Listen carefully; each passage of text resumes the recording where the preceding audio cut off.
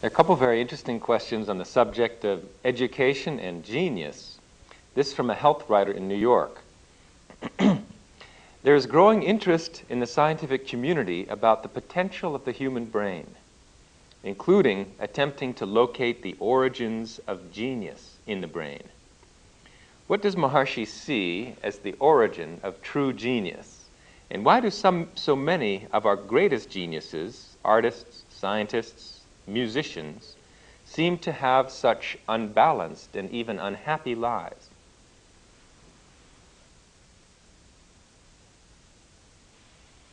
Education of arts, science and commerce is not graphic, it's not total education.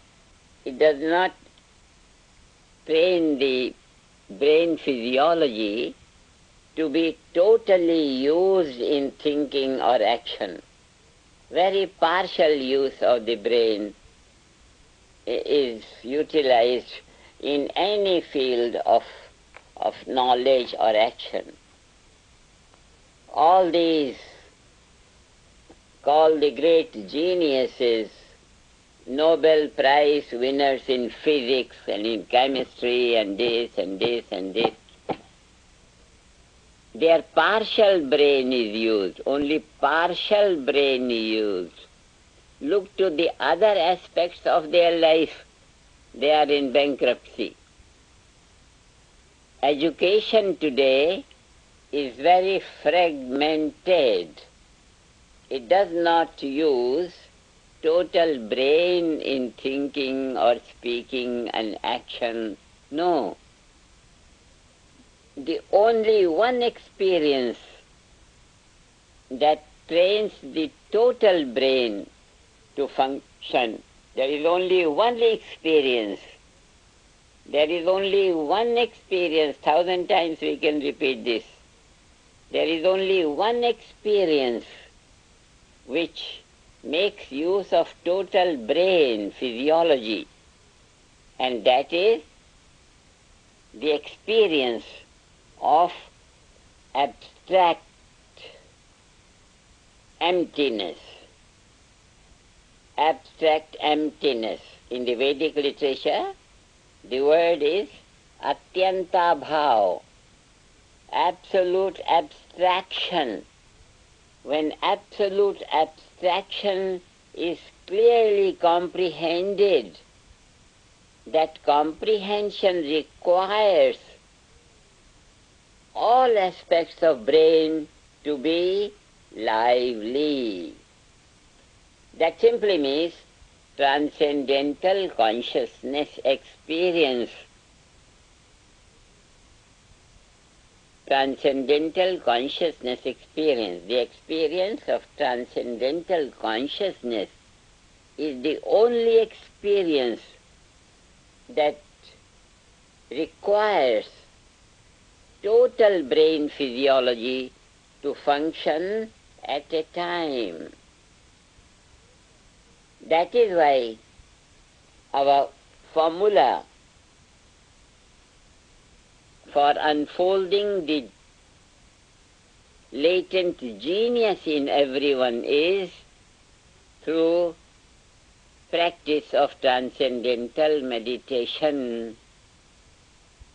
Practice of transcendental meditation takes the mind, takes the awareness to comprehend clearly the absolute abstraction, the vacuum state, clearly. And in that eternal silence is the seat of infinite dynamism. Total brain functioning means total brain activating the potential of infinite dynamism, and that is the experience of infinite silence, transcendental consciousness.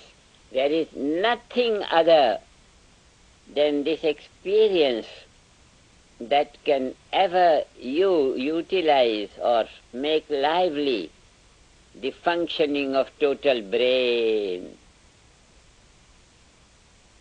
That is why we have been recommending to the world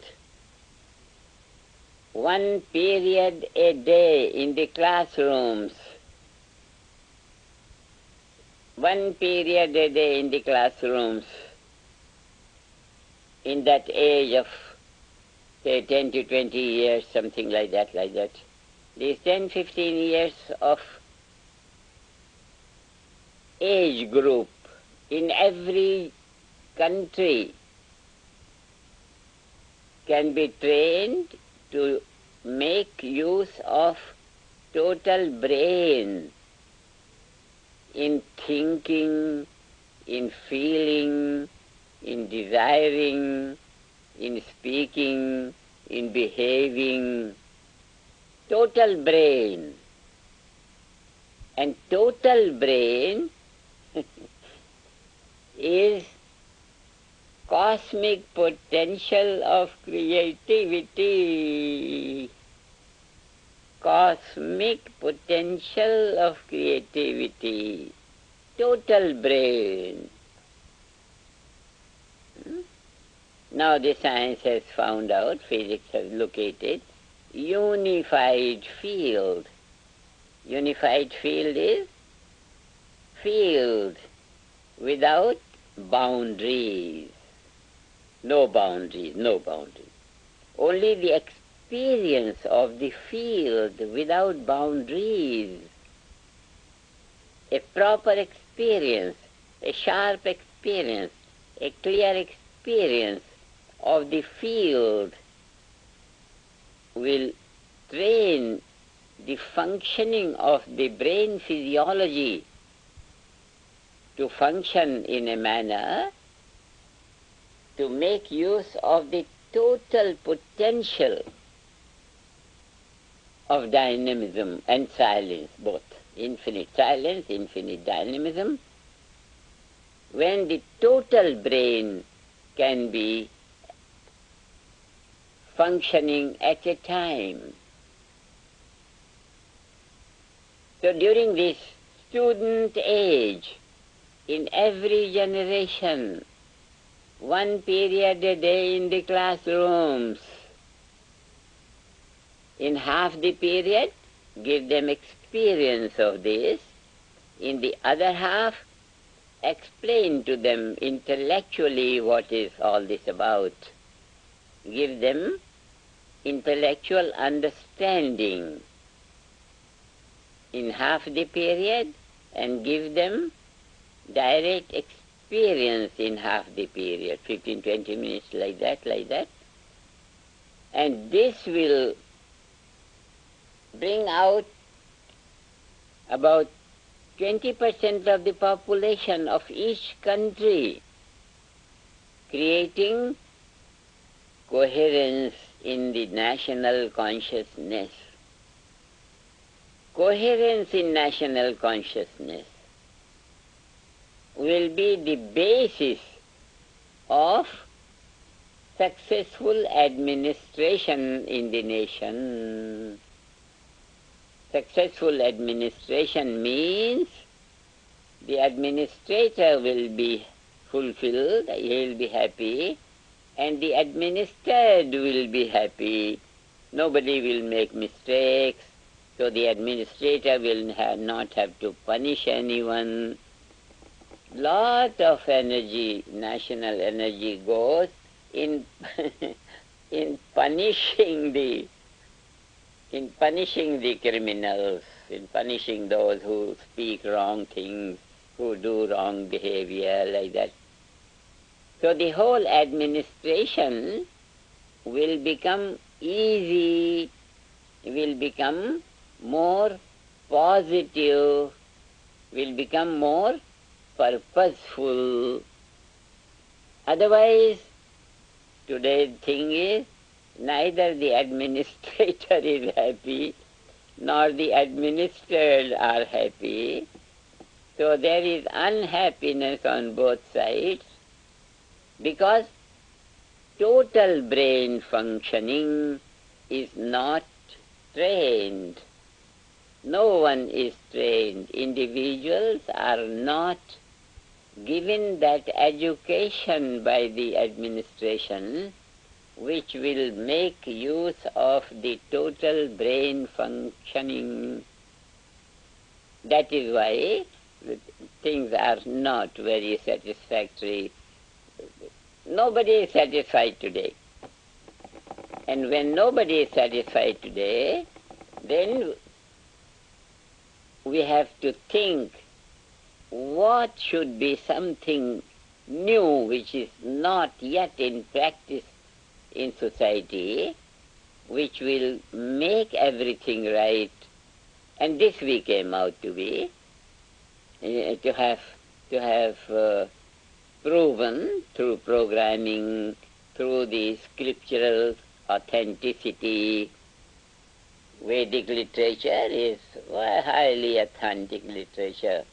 For ages it has been a record. People understanding it differently is a different thing. But the record of infinite creativity embedded in infinite silence, this record is there, and that is Vedic literature. Vedic literature has a record. If it is misunderstood or if it is not properly utilized, it's a fault of every generation. But as principle, as a record of the most successful and brilliant quality of society, the record is there, the knowledge is there, theory is there, program is there, authenticity is proven throughout the ages. What more one can demand except get into the groove and enjoy the float? So what we are offering is reliable, authentic, very easy for the government, very easy for every governed people, for every religion. This is the resort of life, for every religion. This is the light of God. Natural law, total natural law. John Hagelin has defined it in terms of higher states of consciousness. He mentioned the word unity consciousness. That is the aspiration of the wise of all ages. Unity consciousness, higher states of consciousness. And then it was talked in terms of communion to the almighty will of God. Now in the scientific age we say natural law. It's the same thing whether we call it natural law or we call this will of God. Whatever we call, the content is the same, and that is most rewarding level of one's own existence and the existence of all together. Unity consciousness.